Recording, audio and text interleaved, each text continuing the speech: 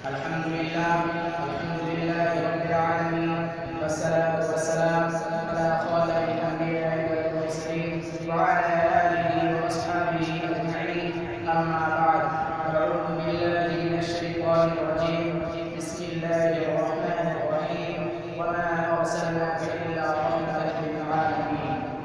صدرتی وقار منصفان فاقدہ وسامعین خوشخطوہ ذات رحمت للعالمین ایسی جلیل القدر اور عظیم المرتبہ ہستی ہے کہ جامع اور ہماری شخصیت کا وجود آج تک نہ سکا. یہی وجہ ہے کہ سرکار عالم صلی اللہ علیہ وسلم کی زندگی پر ہر زمانے میں ہزاروں کروڑوں افراد نے عقیدت و محبت کے گلدستے پیش کیے اور اس عالم کی ابدار شخصیت کو سیرت نگاری کے ذریعے دنیا پر پھیلانے کی کوشش کی. ابن خطیب و مقررین سیرت مبارکہ کے مختلف پہلو کو اپنا موضوع خطاب بنا کر اس ہستی کو خراج تحسین پیش کرتے ہیں. میں بھی چاہتا ہوں کہ عقیدت مندوں میں میرا بھی نام آ جائے. میں جذبہ سادگی کے ساتھ آج کی اس پرغور نظم میں محسن انسانیت رسول اکرم صلی اللہ علیہ وسلم کی عقیدت نظر کے عنوان پر درد شاعری کی جزارت کر رہا ہوں. اس امید کے ساتھ کیا بتا کہ فاصلہ مجھے فرمائیں. سامعین باوقار میرے آقا جب سرزمین مکہ سے مایوس ہو گئے تو آپ نے صدائے توحید بلند کرنے اور فریضہ رسالت کی ادائیگی کے لیے طائف کا رخ کیا. اہل طائف نے آپ کے ساتھ ایسا گستاخانہ سلوک کیا کہ چشم پلک سے مندوحہ کبھی اوچھل نہیں جل سکتا.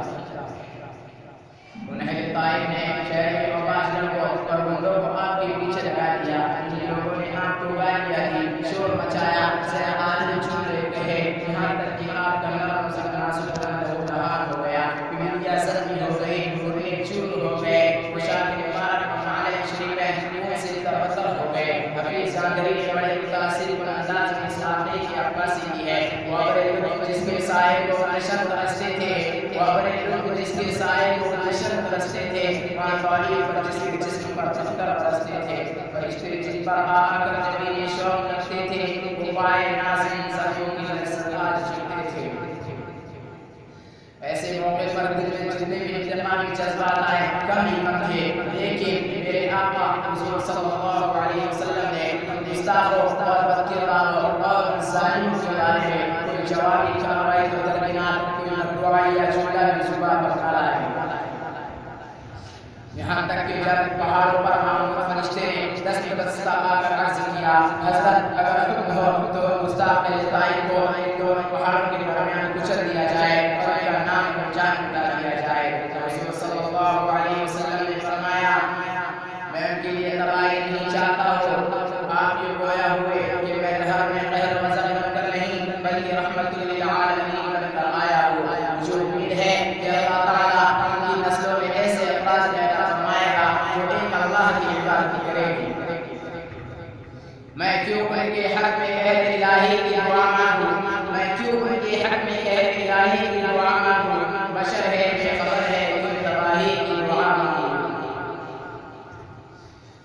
ملت اسلامیہ کے پاسبانوں فتح مکہ دنیا کی تاریخ کا وہ یادگار دن ہے جس میں شہنشاہ مکہ تاجدار حرم محمد عربی صلی اللہ علیہ وسلم کی طرف سے دشمنوں کے ساتھ عرب و گزر کا عظیم و شان نمونہ پیش کیا گیا، لیکن دنیا تک کوئی اس کی نظیر نہیں پیش کر سکتا. ذرا غور کریں وہ مکہ کون سی جگہ تھی اور اس کے باشندوں کی کیا تاریخ رہی تھی. یہی وہ جگہ تھی، یہی وہ دن تھے جہاں پر پیغمبر علیہ السلام اور ان کے جانثاروں پر مسلسل 13 سال تک ظلم ستم کے پہاڑ توڑے گئے تھے. اسی سرزمین پر آپ کے نام پر نماز کی حالت میں ان کی گجری ڈالی گئی تھی. یہی آپ کے راستے میں کانٹے بچھائے گئے تھے، یہی آپ کے قتل کے منصوبے بنائے گئے تھے. اسی سرزمین پر ابو بکر کو لہولہان کیا گیا تھا. حضرت بلال حبشی عبید اور حضرت سمیہ جیسے مخلص مسلمانوں کو نہایت دیندگی کے ساتھ تخت مشق بنایا گیا تھا.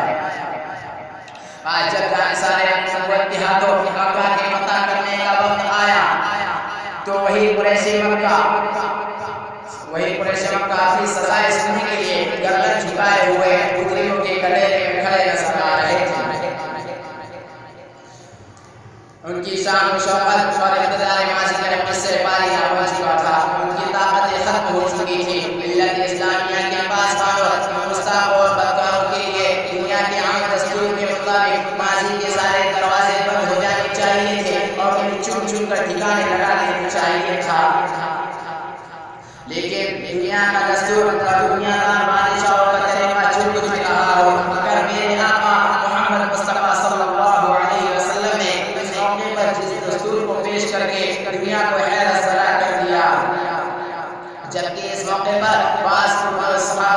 اس میں یوم یوم المرحمہ کی سزائے کر رہے تھے اور بار کر کہہ رہے تھے اے قریش مکہ آج ماضی تمہارا تھا حال ہمارا ہے، کل ہماری تلوار ہماری گردن تھی، آج ہماری تلوار تمہاری گردن ہوگی۔ حضور صلی اللہ علیہ وسلم نے اس طرح سے عمل پر ناگواری ظاہر فرمائی اور اعلان کر دیا اليوم یوم المرحمہ، آج عفو درگزر کرتی ہے۔